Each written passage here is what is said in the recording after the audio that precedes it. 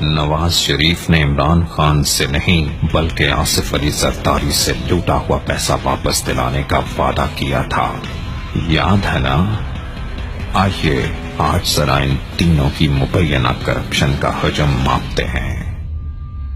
عمران خان، بنی گالا کا گھر اور کینسل میموریل ہسپتال کے چندے میں گھپلے کا الزام۔ جس وقت عمران خان کو بنی گالا کی ملکیت ملی، اس وقت کی مارکیٹ ویلیو اور اس کے موجودہ اکاؤنٹس میں رقم کل ملا کر تقریباً 1 سے 2 ملین ڈالر کے لگ بھگ ہے۔ اس کا کینسر ہسپتال اپنی نوعیت کا غالباً پوری دنیا میں پہلا پرائیویٹ ہسپتال ہے جو 75% رعایت پر کینسر جیسی بیماری کا علاج کرتا ہے۔ عمران خان کہتا ہے کہ بنی گالا کا گھر اس کی ارب پتی بیوی نے اس کو تحفے میں دیا۔ نواز شریف کے پاس 3 بار پورے پاکستان کی اور 6 بار پاکستان کے سب سے بڑے صوبے کی حکومت رہی۔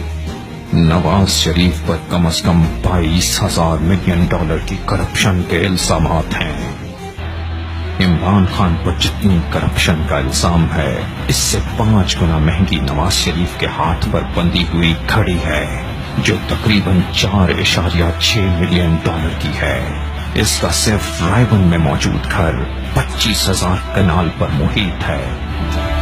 اس کے صرف سٹیل کا کاروبار پاکستان، سعودی عرب، نیوزی لینڈ، دبئی، کینیا اور انڈیا تک پھیلا ہوا ہے، اور سجن جندال جیسے سٹیل ٹائکون اس کی دہلیز پر آتے ہیں۔ پاناما میں اس کے جن فلیٹس کا انکشاف ہوا، ان کی قیمت محض 60 سے 80 ملین ڈالر ہے، لیکن ان کو بچانے کے لیے اس نے اب تک صرف میڈیا پر 300 ملین ڈالر خرچ کر دیے ہیں۔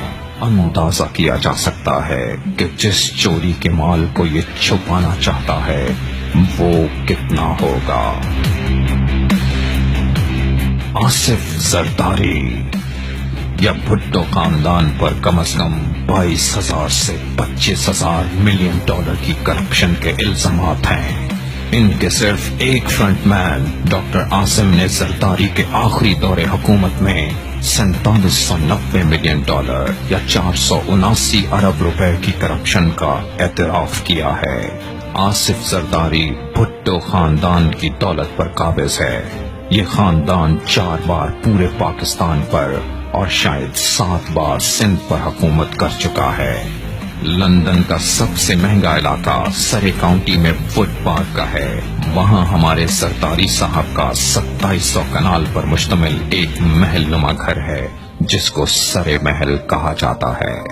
نواز شریف کے دوسرے دور حکومت میں بے نظیر بھٹو کے ایک سوئس اکاؤنٹ کا انکشاف ہوا جس میں اس وقت 8,000 ملین ڈالر کی رقم موجود تھی، تاہم اس معاملے کو دبا دیا گیا۔ آصف زرداری اور نواز شریف کی مجموعی کرپشن کا حجم کم از کم 50,000 سے 60,000 ملین ڈالر کے لگ بھگ ہے۔ مزے کی بات یہ ہے کہ پاکستان پر اس وقت کل قرضہ 78,000 ملین ڈالر ہے، یعنی اگر ان کے چیلے چانٹوں کی کرپشن بھی ملا دی جائے تو کل قرضے کے برابر ہو جاتی ہے۔ جہاں تک زرداری اور نواز کا معاملہ ہے، وہ دونوں اچھی طرح جانتے ہیں کہ اگر ایک گیا تو دوسرا بھی نہیں بچے گا۔ اسی لیے جمہوریت کے نام پر ایک دوسرے کی ڈھال بنے ہوئے ہیں۔